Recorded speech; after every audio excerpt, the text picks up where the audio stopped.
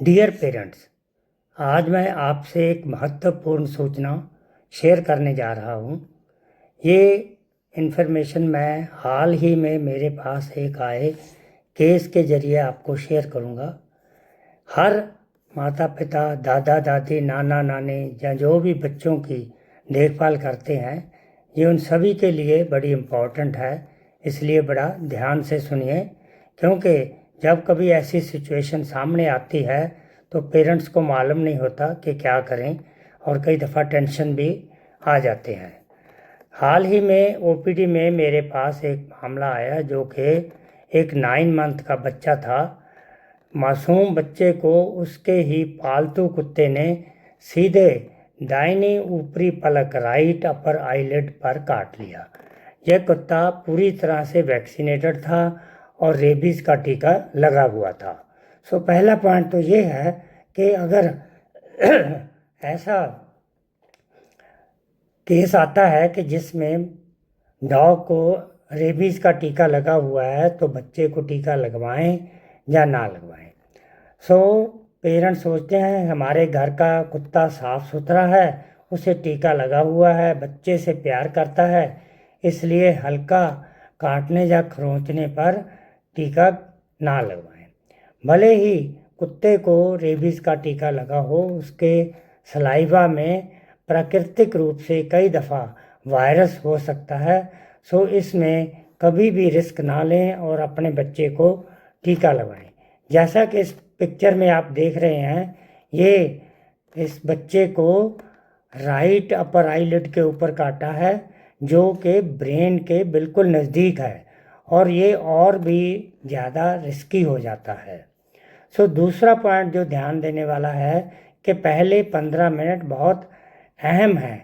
ये first aid के लिए आपको क्या करना है कि 15 मिनट आप उसको सोप एंड वाटर से धोएं, ताकि जो भी कोई वायरस बैक्टीरिया उसमें है तो वो सारा वॉश आउट हो जाए। 15 मिनट धोने के बाद सीधा बच्चे को फिर हॉस्पिटल लेके जाएं। कोई भी अपना घरेलू नुस्खा ना अपनाएं, जैसे कि हल्दी, चूना, मिर्च पाउडर आदि। टेंडेंसी होती है कि कोई कहेगा ये कर लो, ये कर लो, ऐसा कुछ नहीं करना। अब अस्पताल में उसको इंजेक्शन लगाए जाएंगे। 2 तरह के इंजेक्शन लगते हैं। एक तो है रेबीज़ इम्यून ग्लोबुलिन। ये एक विशेष दवा होती है, एंटीबॉडी होती हैं, जो सीधे घाव के किनारों और उसकी चारों तरफ सुई से लगाया जाता है, ताकि वायरस तुरंत बेअसर हो जाए। चेहरों के घावों के लिए ये बहुत ही ज़रूरी है। दूसरा है एंटी रेबीज़ वैक्सीन।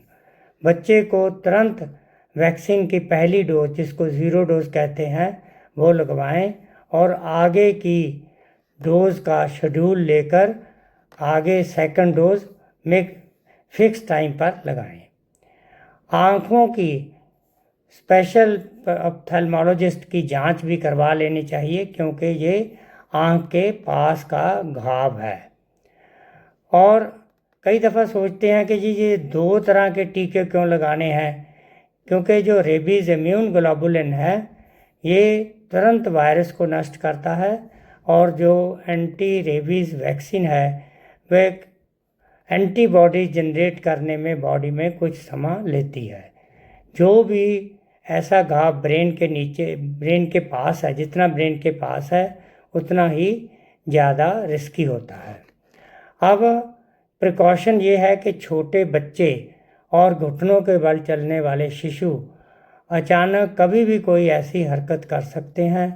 वह कुत्ते के करीब चले जाते हैं, कभी उसकी पूंछ या कान खींच देते हैं, तो इसमें बच्चों को रिस्क हो जाता है। हमेशा अपने बच्चों को ऐसे, चाहे डॉग है, पालतू ही डॉग है, तो छोटे बच्चों को उनसे दूर रखें, ताकि आपका बच्चा स्वस्थ रहे। Thank you.